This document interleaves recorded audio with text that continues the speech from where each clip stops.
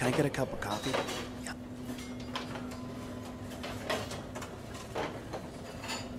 How are you?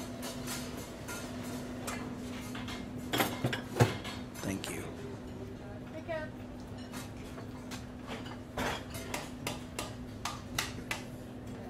Psalm 23, David says, "Though I walk through the valley of the shadow of death, I will fear no evil." The valley. It is a depression or an extended canyon that seems to go in one direction. It seems like it would go on forever. You see, we all seem to go on these valleys in our life. We may be entering a valley, we may be in the middle of the valley, or we're about to leave the valley. And the valley, it comes in all different shapes and forms. It can be the loss of a friendship, the metaphorical death of a dream or a missed opportunity. It can even be the literal death of someone that we love. Basically, it is something that ceases to exist in our lives as we now know it. Ecclesiastes says that there is a time for everything. There is a time to laugh, and there's a time to cry. It's that mourning season. It is that season of pain.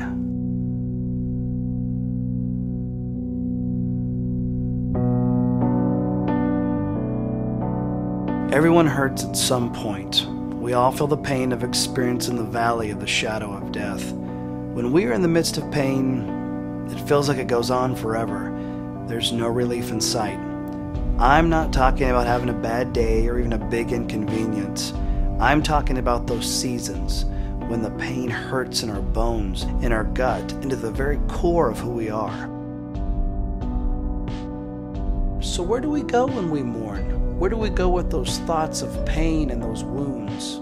Jesus said, for those that are mourning, do just that, mourn. But he also gave a promise that there will be comfort.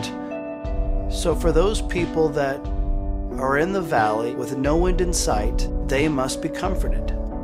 And we want to help. We want to be there for people. But in reality, there are really no words to say for someone who is sitting in their mourning booth.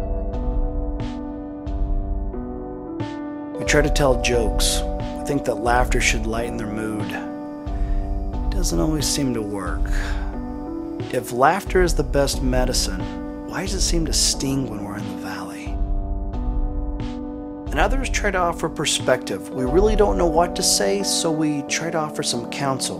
We'll say stuff like, all things work together for good. It's true, but the timing may be a little off.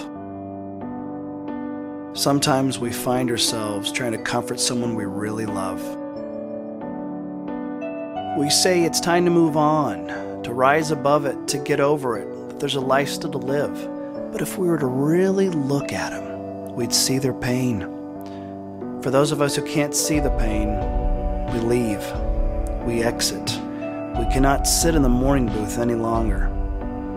We cannot stay in the valley.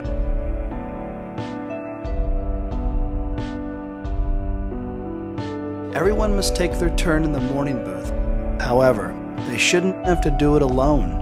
Paul calls out the cry for the followers of Jesus, mourn with those who mourn, carry one another's burdens.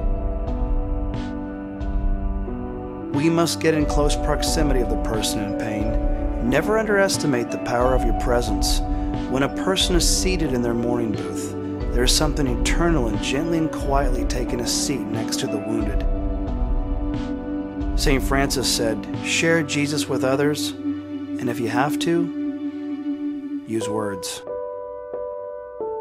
You see, you don't have to use words at all. It can make all the difference in the world when someone is willing to sit and share in the pain, the sorrow, and the hurt. It is a holy response.